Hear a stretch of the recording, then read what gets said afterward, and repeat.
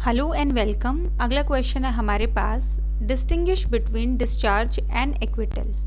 Answer हम start करेंगे introduction से। इंट्रोडक्शन में आ गया हमारे पास कि जो टर्म्स हैं डिस्चार्ज और आ गया एक्विटल, हमारे पास ये डिफाइंड नहीं है कोड में। जनरली डिस्चार्ज इम्प्लाई करता है कि कोई भी प्राइमा फेसाई एविडेंस नहीं है अक्यूज्ड के अगेंस्ट जस्टिफाई करने के लिए जो फ्रेमिंग ऑफ चार्ज है, और उसको रिलीज किया जाता है बिना कंडक्ट किए कोई भी ट्रायल।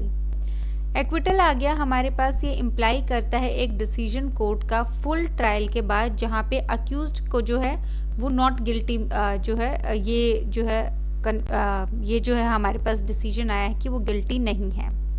इसमें आ गया फिर डिफरेंसेस हमारे पास। डिफरेंसेस में फर्स्ट हम बेसिस लिखेंगे, फिर आ गया डिस्चार्ज हमारे पास, फिर एक्विटल। फर्स्ट आ गया हमारे पास डेफिनेशन।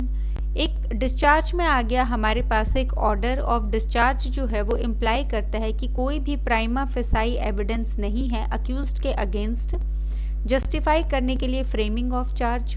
और जो ऑर्डर है एक्विटल का, वो एक जुडिशियल डिसीजन है जो लिया गया है ट्रायल के बाद इस्टेब्लिश करने के लिए इनोसेंस जो है अक्यूज्ड की। सेकेंड आ गया इसमें हमारे पास स्टेज। जो डिस्चार्ज है वो होता है बिफोर फ्रेमिंग ऑफ चार्ज, और जो एक्विटल होता है वो होता है हमारे पास after framing of charge. Third आ गया इसमें हमारे पास इंस्टीट्यूशन। इंस्टीट्यूशन जो है फ्रेश प्रोसीडिंग्स का। इसमें आ गया डिस्चार्ज जो है वो नहीं बार करता है इंस्टीट्यूशन फ्रेश प्रोसीडिंग्स का व्हेन न्यू और बेटर एविडेंस, कुछ नया या फिर बेटर एविडेंस अवेलेबल हो जाता है अक्यूज्ड के अगेंस्ट।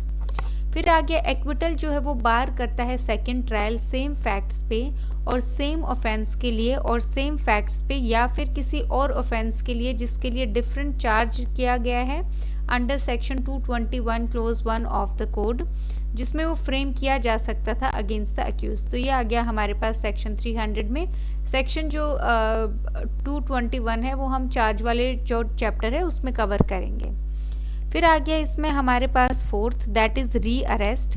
री अरेस्ट में आ गया हमारे पास एक डिस्चार्ज्ड पर्सन जो है वो री अरेस्ट किया जा सकता है और कमिट किया जा सकता है इंक्वायरी के लिए।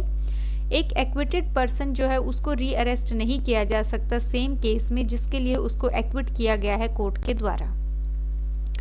तो इस क्वेश्चन में 2-3 बातें ध्यान रखने वाली हैं। पहला यही कि हमने 5 मार्कर के हिसाब से किया है, जहाँ पे हमारे पास 4 डिफरेंसेस हैं प्लस 1 मार्क की जो है हमने थियरी की है।